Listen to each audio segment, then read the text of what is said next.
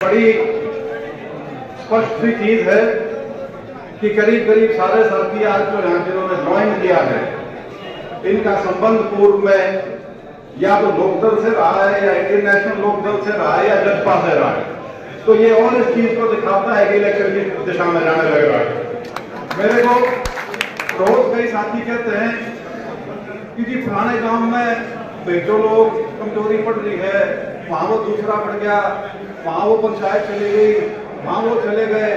लेकिन जिस प्रकार से जब हम गांव में जाते हैं और जो वहां पे माहौल मिलता है और जिस प्रकार से समर्थन मिलने लग रहा है, इस बात में मेरे को कोई शक नहीं है कि इस बार कांग्रेस पार्टी की उचाना से बहुत भारी जीत होने वाली है। कांग्रेस की जीत यहाँ पूर्व में भी बहुत बार हुई है, लेकिन वह कहना मोहरी जीत नहीं हुई कभी। सन 82 का चुनाव था जब चौधरी वीरेंद्र सिंह जब दूसरी बार एमएलए बने थे, वो एक जीत थी जिसको आप बड़ी जीत कह सकते थे, क्योंकि 50% से ज्यादा वोट जो वोट डली थी, 50% से ज्यादा वोट सिर्फ उस इलेक्शन में डली है। नहीं तो मोकड़ी जीत लोकदल वाला की बात करा रहे।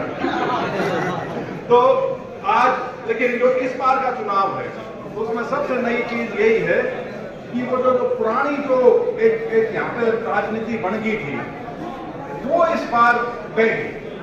वो सारा का सारा सौदा जो है ऐसा लग रहा है की तरफ आने लग रहा है। चाहे वो हमारा पिछड़ा वर्ग हो, चाहे हमारे हरिजन भाई हो, चाहे हमारे किसान वर्ग के हो, ये पहली बार मैं ऐसा चुनाव देख रहा हूं जिसमें सभी के सभी, और ये भी किसी को गलतफहमी नहीं रहनी चाहिए कि सारे ब्राह्मण देवता एक साइड में लगे हुए हैं। बहुत बड़ी संख्या है जो हमारे समर्थन में खड़ी है और रोज मेरे को मिलके और अपना समर्थन भी देते हैं और समर्थन के लिए गांव में भी बुलाते हैं और प्रचार करा जा रहा है कि जात के ऊपर चुनाव करने लग रहा है। बीजेपी कोशिश तो कर रही है, लेकिन वो उस तरह से हो नहीं पा रहा जिस तरह से वो चाह रहे हैं। तो आज का ये जो सम्मेलन है, आज की ये जो बड़ी बम्पर ज्वाइनिंग है, जिसमें हमारे भाई अजमेर भी खेड़ी मसानिया के जो पूर्व सरपंच रहे हैं और सभी ने जो यहाँ जितनी भी 36 बिरादरियों ने इकट्ठा होकर एक समर्थन कांग्रेस पार्टी को दिया, मैं आपका आभार व्यक्त करता हूँ। और साथ साथ मैं ये कहना चाहता हूँ कि भाई ये जो कई बार लोग अब शब्द का इस्तेमाल कर देते हैं ना, इससे गुरेज करो।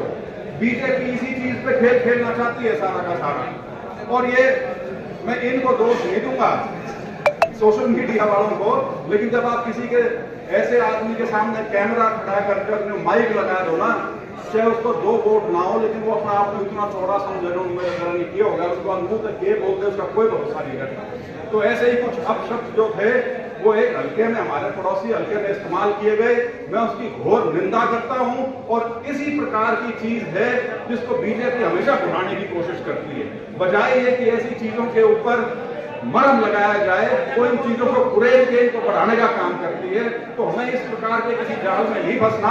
और मैं हर जनसभा में एक बात कहता हूँ, बीजेपी के पास 10 साल की उपलब्धि दिखाने के लिए कुछ नहीं है।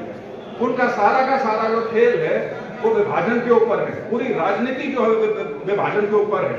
विभाजन से धर्म के नाम पर करें चाहे जात के नाम पर करें। चुनाव जिस प्रकार से हरियाणा में है, हमारे उचाना में है, आप ये देखिए बीजेपी का जो वोट है वो पढ़ने पे तो कहीं है नहीं, बहुत भारी उसके अंदर गिरावट आने लग रही है।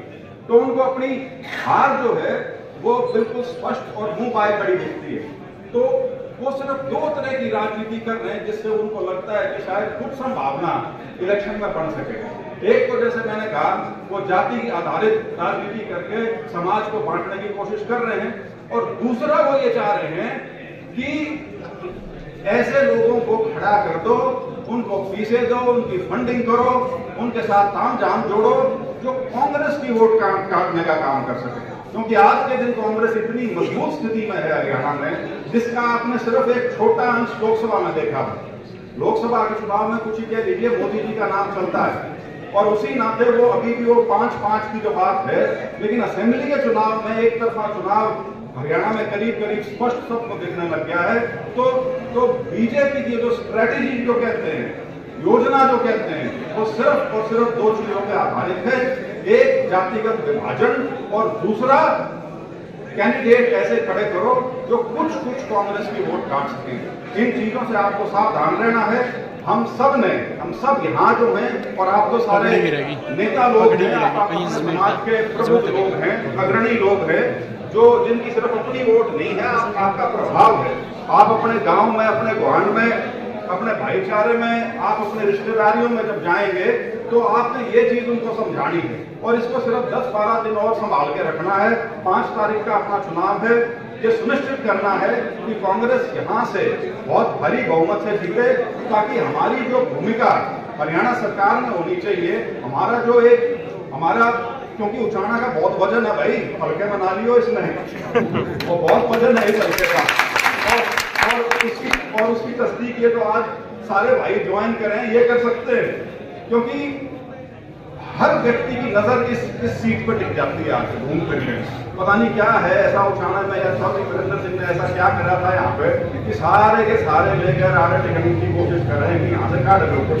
तो जैसे अजमेर ने तो बड़ा स्पष्ट कहा, और मैं इनकी दाद देता हूँ, क्योंकि इतने खुले मन से ये मानना कि भाई मेरे को बहुत गलती हुई जो मैं बाहर वालों के चक्कर में पड़ा रहा है, और अपने ही इलाके की जो राजनीति थी, अपने इलाके का जो नेता था, उसको काटने का मैं काम करता रहा।